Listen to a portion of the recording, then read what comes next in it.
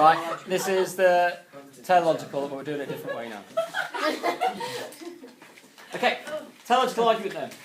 This is obviously another a posteriori argument, and it's based on the idea of the observation of telos, which means end or purpose. So we apparently observe a purpose to the universe. Don't worry about writing things down if you're going to be watching a video later. Now, there are two arguments in favour of the teleological argument, and there are three criticisms. So the two people who outline the argument are Aquinas, which is his fifth way, and William Paley. The three criticisms, Hume, again, criticises, and you can use Hume to criticise both Aquinas and Paley, although Paley wrote after Hume, so you can't say that Hume criticised Paley, but you can use the philosophy. Darwinism, and be careful not to say that it was Darwin himself who criticised it, because again, it's using his theories, and Mill. And Mill did actually criticise the teleological arguments. You can say that it was him. So, Aquinas' fifth way. Very basic, very straightforward. Effectively, we see order, we see purpose within the existence of the universe and within the minutiae of things. And ultimately, what we're looking at here is intelligence. And what he said was that we require intelligence to create order.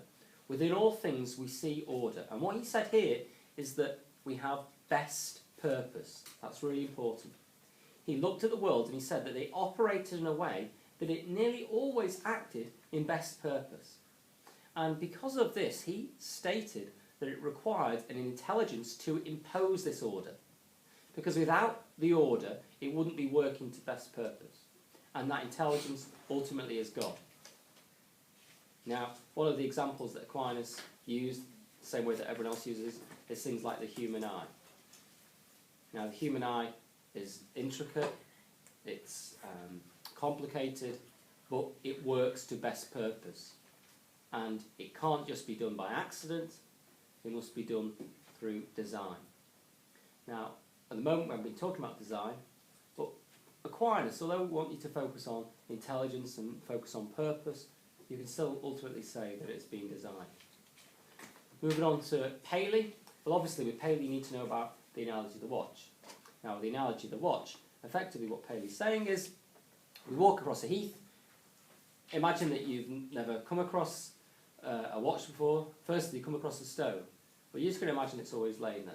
Next, you come across a watch. Imagine a pocket watch. Well, even if you've never seen it before, you're not going to say it's just always been there, that it's natural. It looks out of place. You're going to examine it. You're going to open up the back. You're going to see the cogs. You're going to see the hands. And you're going to recognise that it has a purpose. And that its purpose is to tell the time. But also that it's really intricate. It's complicated. It's, very fine. And that someone, something, has designed it.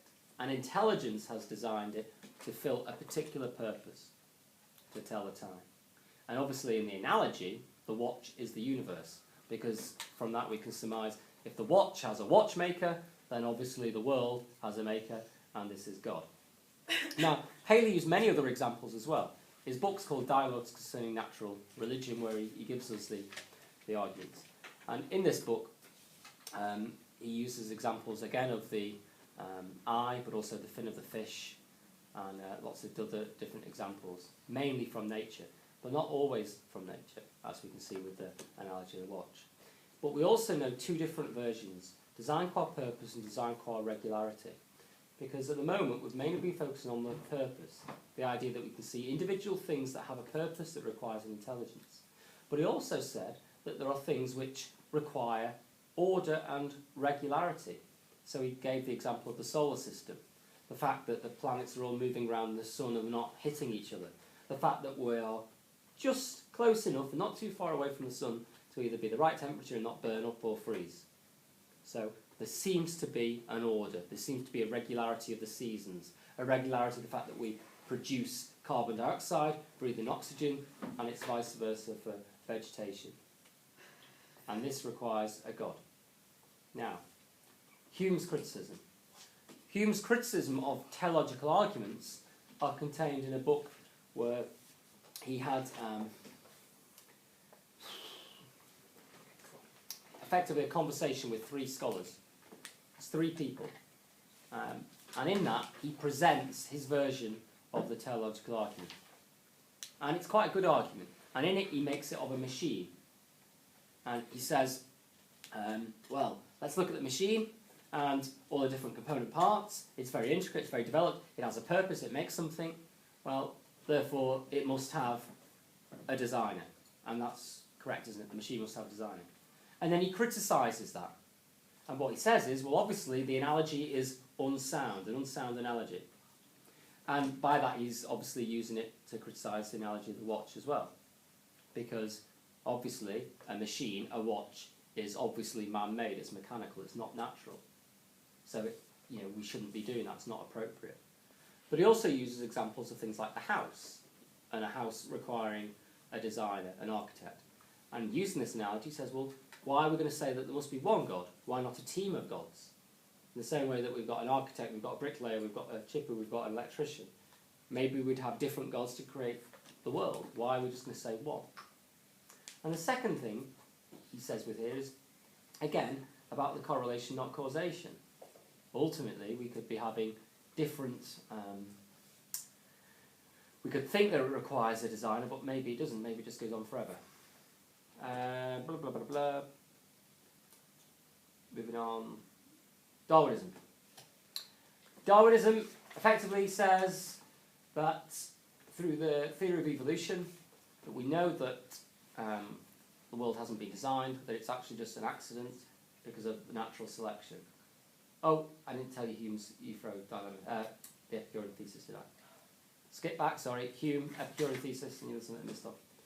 The Epicurean thesis, then, is quite a main thing, and what he says is, given enough chances, then ultimately you would have a world where order was apparent.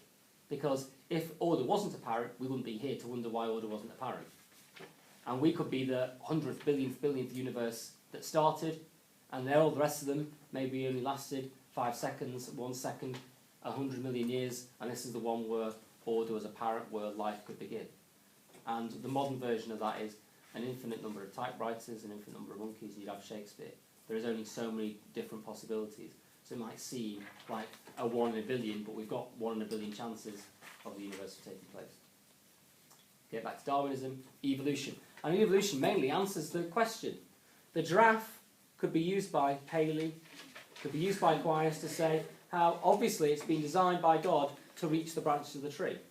But Darwin showed that it wasn't. But through natural selection, over the millennia, animals, all life form, adapt. Survival of the fittest. We adapt to our environment, and those that adapt the best have the best survival chances and pass on their genes through their children. Therefore, the ones that breed are those. Pause transmission while Mr. Illingworth comes in. No, pause. You can. Oh, no, can I? No, can't. I know. We're still recording. Keep it clean. How long has it got? You can.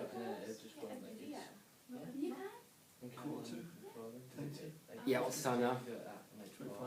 Yeah, so 10 minutes. Yeah, 10 minutes, good. Okay, right. Well, sorry about that. I didn't see a pause button. Teleological argument.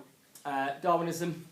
So ultimately, it's just an apparent illusion, this design. It's not been designed, it is just blind chance. I think you understand that. Mill's criticism is really easy, because it's an ethical criticism.